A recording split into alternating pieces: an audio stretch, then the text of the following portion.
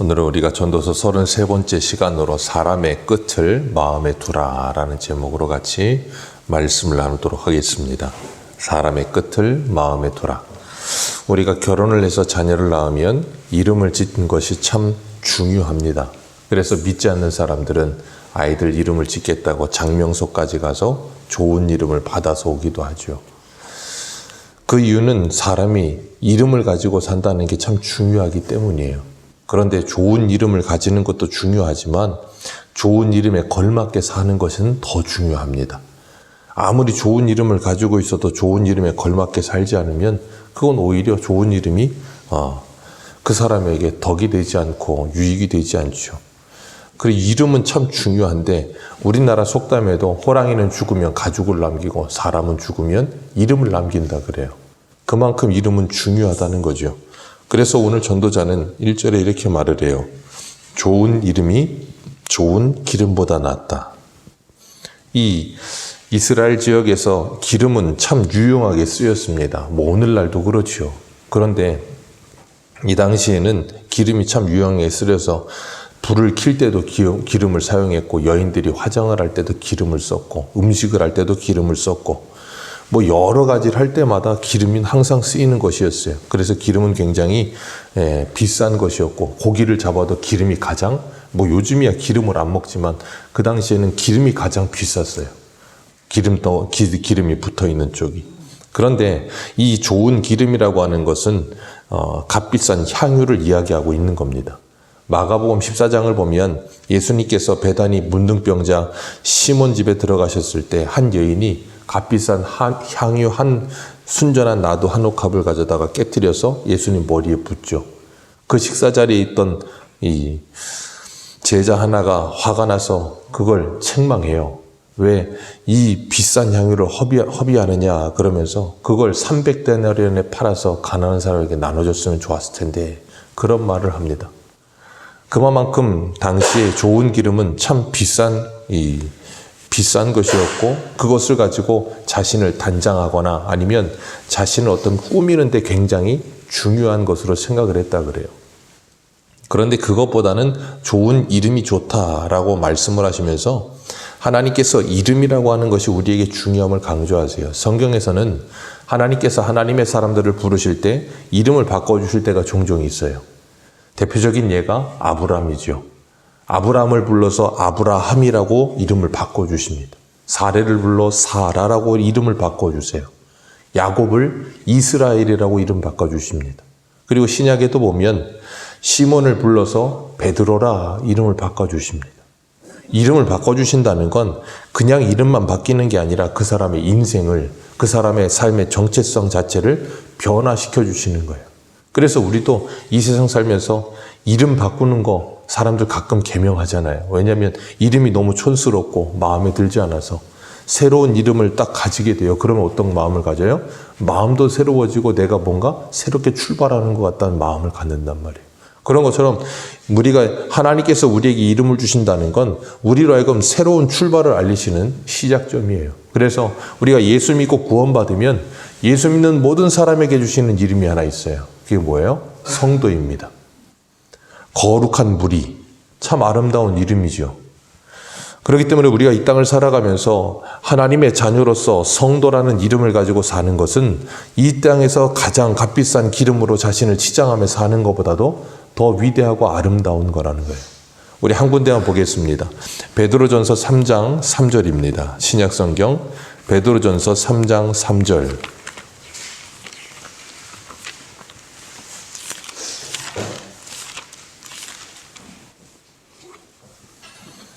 베드로전서 3장 3절입니다. 3절에서 5절까지 같이 읽겠습니다. 시작.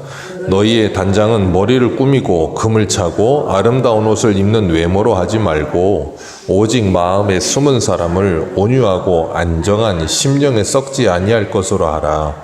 이는 하나님 앞에 값진 것이니라. 전에 하나님께 소망을 두었던 거룩한 부녀들도 이와 같이 자기 남편에게 순종함으로 자기를 단장하였나니. 아멘. 당시에 머리를 꾸미고 금을 차고 아름다운 옷을 입은 여인들은 두 부류밖에 없었어요. 굉장히 높은 지위에 있는 귀족들이나 아니면 또 한 부류는 몸을 파는 여인들이었습니다.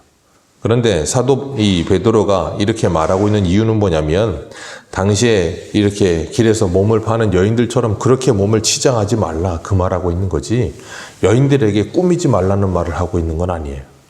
우리가 외모를 단장할 수 있죠. 그런데 외모를 단장하는 것도 중요하지만 그 외모를 단장하는 것보다 먼저 중요한 게 뭐라고요? 그 사람의 속 사람을 단장하는 거예요. 그래서 유행가 가사에도 그런 말 있잖아요. 얼굴이 이쁘다고 여자냐, 왜 마음이 이뻐야 여자지, 뭐 그런 말이 있잖아요. 그건 뭐 여자만 그렇겠습니까? 남자도 마찬가지죠. 그 속 사람이 아름답지 않으면 외모가 아무리 아름다워도 아무 소용이 없다는 거예요. 오늘 본문에 그 이름이 아무리 좋은 이름, 그 좋은 기름을 가지고 있어도 좋은 이름을 갖지 않으면 아무 소용이 없다는 거예요. 우리가 예수 그리스도를 믿고 구원받은 사람으로 하나님의 성도로 부르심을 받지 못하면 이 땅에서 뭘로 우리를 치장하고 꾸민다고 해서 무슨 의미가 있겠습니까? 그래서 그 다음에 뭐라 그래요? 죽는 날이 출생하는 날보다 낫다 그렇게 말하고 있어요. 죽는 날이 출생하는 날보다 낫다. 우리는 보통 그 반대로 생각하죠. 태어나는 게 당연히 죽는 날부터 낫죠. 그래서 우리나라 말에 개똥밭에 불러서 이상이 낫다는 말이 있는 것처럼 이 사는 게 그렇게 중요해요, 사람들에게는. 그런데 여기 보면 죽는 날이 출생하는 날부터 낫대요. 그 이유는 왜 그런가 하면 이 땅을 살아가는 우리의 인생이 어려움이 많기 때문에 그래요. 그래서 모세는 시편 90편 10절에 이렇게 말해요. 우리의 연수가 70이요 강건하면 80이라도 그 연수의 자랑은 수고와 슬픔뿐이라. 신속히간에 우리가 날아가나이다. 수고와 슬픔뿐이라. 우리의 인생에 모든 게 다 수고와 슬픔뿐이겠습니까? 아니죠. 기쁨도 있고 즐거움도 있죠. 근데 그에 반해서 비교하자면 수고와 슬픔이 넘치도록 많다는 거예요. 그렇기 때문에 괴롭고 힘들다는 거예요. 그렇기 때문에 그렇게 힘들고 괴롭고 어려운 인생들을 위해서 누가 오세요? 주님이 찾아오신 거예요. 주님이 찾아오셔서 마태복음 11장 28절에 뭐라 그러세요? 수고하고 무거운 짐진 자들아 다 내게로 오라. 내가 너희를 쉬게 하리라. 나는 마음이 온유하고 겸손하니 나의 멍에를 메고 내게 배우라. 그리하면 너희의 마음이 쉼을 얻을 것이다. 너희의 마음이 쉼을 얻을 것이다. 내 멍에는 가볍고 쉬우니라. 우리가 주님께 와야 주님을 만나야 우리의 인생의 죄의 짐을 풀어낼 수 있다는 거예요. 우리의 죄의 짐을 풀어내야 우리가 참된 안식을 누릴 수 있고 예수 그리스도 안에서 참된 기쁨을 누릴 수 있다는 거예요. 그리고 나면 성도는 죽는 날도 출생하는 날보다 더 나은 날이 될 수 있는 거예요. 왜냐하면 죽음은 우리에게 끝이 아니고 또 다른 시작이기 때문에 그래요. 그런데 그렇지 않으면 우리는 죽는 날보다는 출생하는 날이 더 좋다고 생각하며 살 수밖에 없어요. 왜요? 죽으면 끝이라고 생각하고 죽으면 모든 것이 이제 다 소망이 끝났다고 생각하니까요. 태어나면 새 생명이 태어나면 뭔가 신비롭고 새로운 시작이 있는 것 같고 뭔가 그런 것 같은데 죽으면 모든 것이 다 끝나고 단절되는 것처럼 느껴지니까요. 근데 우리가 예수 그리스도를 만나고 나면 정반대가 되는 거예요. 죽음은 끝이 아니고 새로운 시작이 되는 거예요. 그래서 우리 한 군데만 더 보겠습니다. 히브리서 2장 14절입니다. 신약성경 히브리서 2장 14절.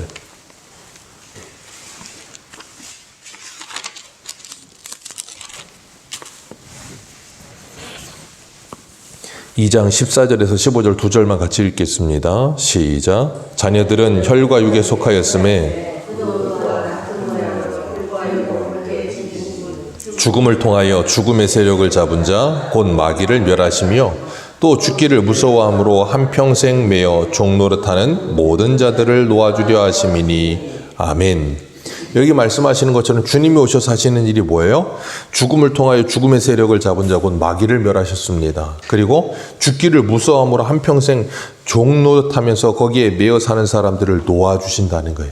그래서 우리는 죽음으로부터 자유해지는 겁니다. 그리고 죄로부터 자유해지는 거예요. 그래서 예수 그리스도 안에 있으면 정죄함이 없다라고 말씀하시면서 생명의 성령의 법이 죄의 사망의 법에서 우리를 해방해 주셨다 그렇게 말씀하셨어요.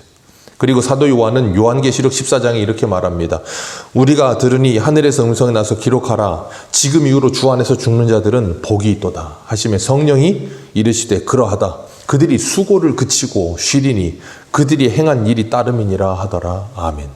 수고를 그치고 쉬리니 지금 이후로 예수 그리스도 안에서 죽는 자들은 복이 있다라고 말씀하신다는 거예요. 그래서 오늘 2절에 보면 2절 같이 읽습니다. 시작. 초상집에 가는 것이 잔치집에 가는 것보다 나으니 모든 사람의 끝이 이와 같이 됨이라. 산 자는 이것을 그 마음에 둘지니라. 아멘. 산 자는 이것을 그 마음에 둘지니라. 그리고 잔치집에 가는 것보다 초상집 가는 걸 더 낮게 여기래요. 근데 보통의 사람들은 거의 대부분이 뭐 열의 아홉이 아니라 열의 열은 어떤 생각을 가져요? 초상집 가는 것보단 잔치집 가는 게 좋죠. 그런데 4절에 뭐라 그래요? 지혜자는 마음이 초상집에 있고 우매자는 마음이 혼인집에 있느니라. 우매자는 마음이 혼인집에 있대요. 잔치집에 있대요. 왜요? 그것이 당연히 즐겁죠. 아니 초상집에 가는 게 뭐가 즐겁겠습니까? 혼인집에 가야 즐겁고 새로운 출발이 있고 소망이 있고 뭔가 이 새로운 기운이 있는데 초상집은 모든 것이 끝나고 절망인 것 같고 모든 것이 막을 내리는 것 같은 그런 분위기이고 그런 슬픔인데 거기에 가고 싶겠습니까? 그런데 주님은 우리들에게 말씀하세요. 모든 사람의 끝이 이와 같이 된다. 모두가 그리로 간다. 그러니 그것을 그 마음에 뭐하라는 거예요? 그 마음에 두고 살라는 거예요. 그렇기 때문에 우리가 이 땅을 살아가면서 진정한 지혜자가 된다는 것, 예수 그리스도를 만나 우리가 구원함을 받고 구원받은 하나님의 백성으로 이 땅을 살아간다는 건 뭘 의미하냐면 우리의 인생의 마지막을 생각하면서 사는 거예요. 우리의 인생의 마지막을 생각하면서 사는 사람들은 오늘을 어떻게 살아요? 아름답게 최선을 다해 삽니다. 그런데 인생의 마지막을 생각하지 않으면서 사는 사람들은 오늘도 함부로 삽니다. 그래서 갈라디아서 2장 20절에 이렇게 말씀하셨어요. 내가 그리스도와 함께 십자가에 못 박혔나니 그런즉 이제는 내가 산 것이 아니요 오직 내 안에 그리스도께서 사신 것이라. 이제 내가 육체 가운데 사는 것은 나를 사랑하사 나를 위하여 자기 몸을 버리신 하나님의 아들을 믿는 믿음 안에 사는 것이라. 예수 믿고 우리는 십자가에서 이미 죽었고 예수와 함께 부활한 그 세례를 통해 예수와 함께 죽고 예수와 함께 살아난 인생으로 살고 있다는 거예요. 그렇기 때문에 우리는 한 번 죽었고 다시 태어난 사람들로 이 땅을 살아가면서 뭐예요? 그 죽음을 묵상하며 살아요. 그리고 그 마지막을 묵상하며 삽니다.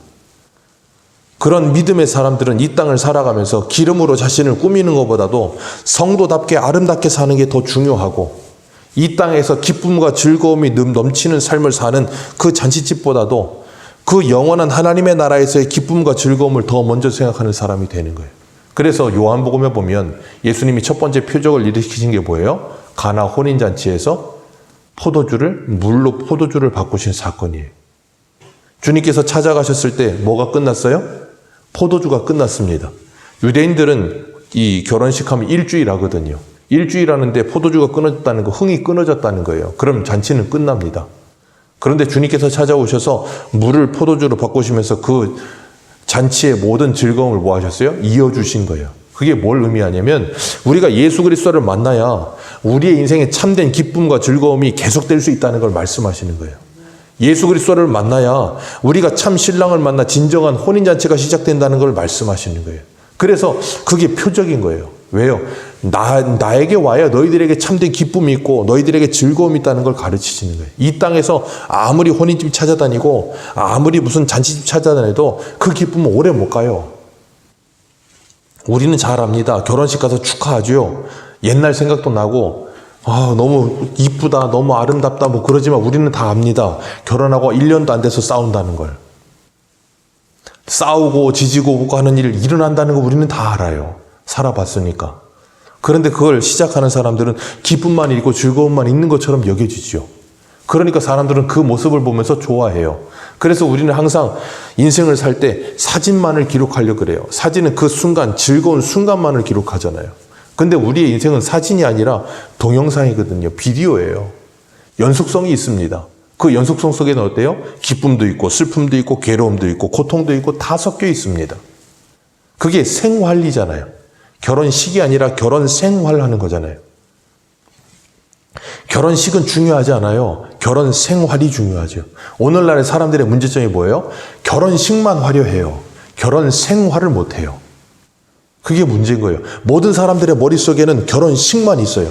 잔치집, 혼인집, 그 즐겁고 기쁘고 화려함만 있지 실생활의 생활은 없어요. 그리고 그 생활을 살아갈 힘도 없습니다. 그러니까 고통과 괴로움뿐이죠. 그런 인생이 누구를 만나면, 예수 그리스도를 만나면 그 인생의 끝을 바라보면서 뭐예요? 오늘을 삽니다. 그 인생의 끝을 바라보며 오늘을 살기 때문에 내 옆에 있는 사람이 어때요? 소중한 거예요. 그렇기 때문에 그 끝을 바라보며 오늘 살기 때문에 오늘이라고 하는 이 하루가 소중한 거예요. 그런데 사람들은 그렇게 생각하지 않기 때문에 내 옆에 있는 사람들을 함부로 대하게 되는 거예요. 그래서 주님 우리에게 말씀하시는 거예요. 그 마지막이 어떻게 되는지를 마음에 두고 지혜자답게 이 땅을 살아가라 라고 말씀하시는 거예요. 우리 마지막으로 한 군데 보겠습니다. 로마서 13장 11절입니다. 로마서 13장 11절.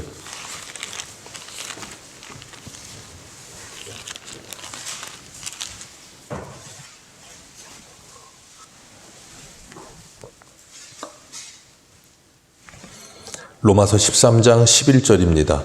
우리 11절부터 14절까지 같이 읽겠습니다. 시작. 또한 너희가 이 시기를 알거니와 자다가 깰 때가 벌써 되었으니 이는 이제 우리의 구원이 처음 믿을 때보다 가까웠음이라. 밤이 깊고 낮이 가까웠으니 그러므로 우리가 어둠의 일을 빗고 빛의 갑옷을 입자. 낮에와 같이 단정히 행하고 방탕하거나 술 취하지 말며 음란하거나 호색하지 말고 다투거나 시기하지 말고 오직 주 예수 그리스도로 옷 입고 정욕을 위하여 육신의 일을 도모하지 말라. 아멘. 여기 바울이 뭐라 그래요? 자다가 깰 때가 벌써 되었으니 이제 우리의 구원이 처음 믿을 때보다 어떻게 됐다? 가까워오고 있다. 그 마지막이 점점 다가오고 있다. 그러니 어둠의 일을 벗어버리고 빛의 갑옷을 입자. 낮에와 같이 단정히 행하고, 우리가 어제 요한복음에서도 뭐라 그러셨어요? 예수님께서 내가 세상의 빛이라. 내가 있는 동안에는 낮이라. 낮이니 뭘 하자? 나를 보내신 이 아버지의 일을 하자. 그렇게 말씀하셨어요. 이 온갖 더럽고 추악한 죄악들은 이제 벗어버리고 예수 그리스도를 옷 입고 정욕을 육신의 일을 도모하지 말고 하나님의 일을 도모하며 믿음으로 살아가자. 그게 우리가 이 땅을 살아가면서 지혜자로 살아가는 모습인 거예요. 그래서 주님께서 뭐라 그랬어요? 인자의 때는 노아의 때와 롯의 때와 똑같을 것이다. 노아의 때와 롯의 때가 어땠는데요? 하나님께서 물로 심판하시고 하나님께서 불과 유황으로 심판하실 때까지 그들은 뭐 했어요? 시집가고 장가가며 먹고 마시고 사고 팔고 그 일만 했다고요.